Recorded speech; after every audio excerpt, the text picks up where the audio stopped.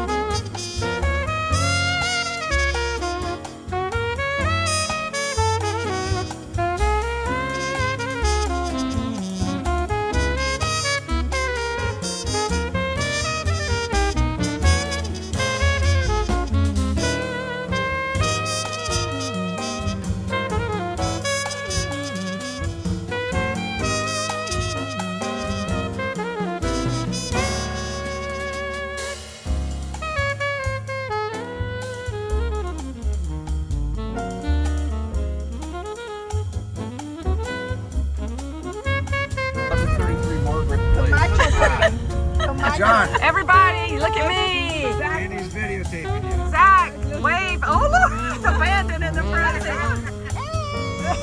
Wave ball, wave ball. Tabby, wave.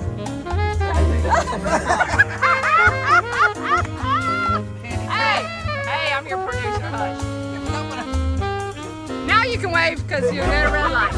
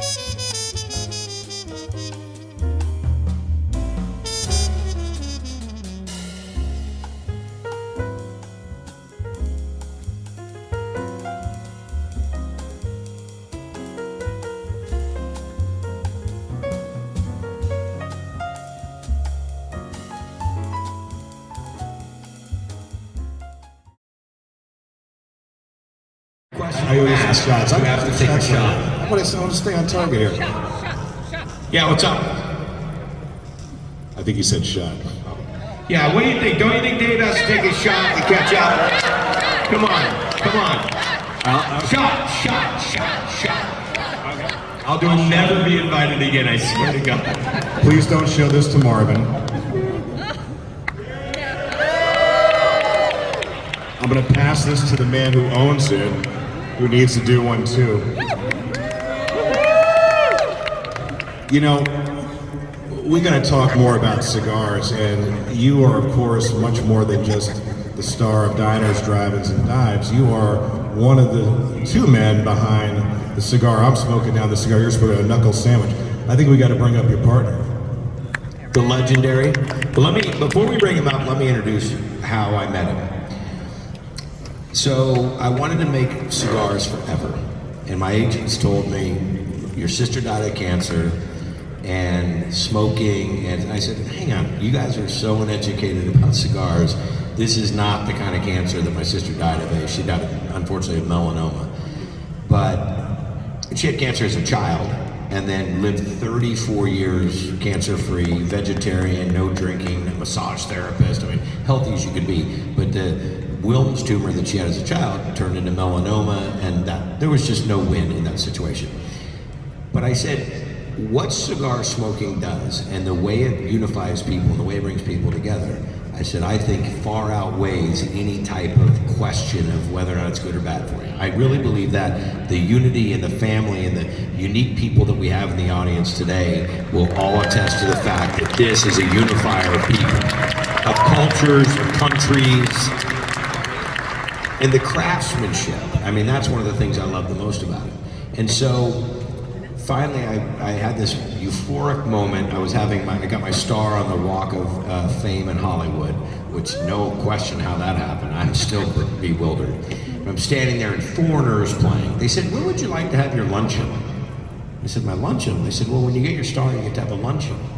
I said, I'm Guy Fieri. I don't have luncheons. I'm not a luncheon guy. I said, I want to have 1,000 of my fans, and I want to throw a kegger in a parking lot, and I want Motley Crue to play. And they're like, that's not what happens when you get your star. So we ended up with 700 of my friends, and Foreigner played. So Foreigner plays, I'm smoking a Joyo de Monterey double Corona, my favorite, legal cigar. And I'm smoking it, and I've got my nephew on one arm and my oldest son, Hunter, on the other. And it's standing in the rain, Jukebox Hero, and it's standing in the rain, it just starts to drizzle, and I'm having this moment. I'm not kidding, it was out of body. It was the craziest thing in the world. And the song ended, and the band rapped, and my agents came over, and my manager comes over, and we're standing there talking. I said, so what do you want to do next? What's it gonna be? You want to do movies? You want to do whatever? And I said, I just want, and they look at each other and they go, the cigar thing, right? It's the cigar thing. And I said, yes, the cigar thing. I want to make my own cigars. And like, I think you're big enough now that you'll be able to surpass the negativity that you'll get from it.